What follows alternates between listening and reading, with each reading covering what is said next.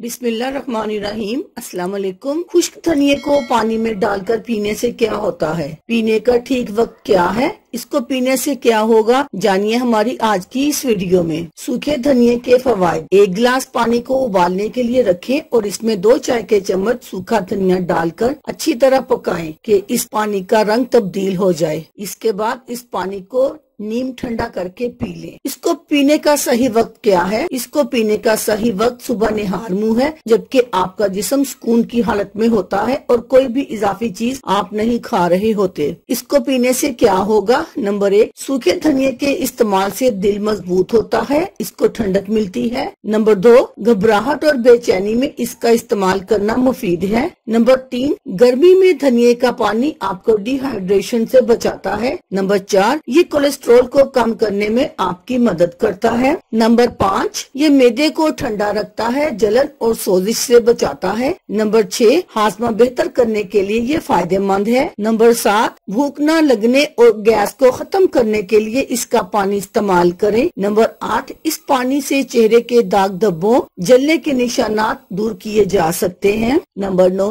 अगर आपको मुंह में बदबू आने से शर्मिंदगी होती है तो आप इसे रोजाना निहार मुंह इस पानी का इस्तेमाल करें। नंबर 10, दांतों या मसूड़ों में से खून आता है तो भी आप धनिये का पानी पिए। अल्लाह हाफिज। शुक्रिया।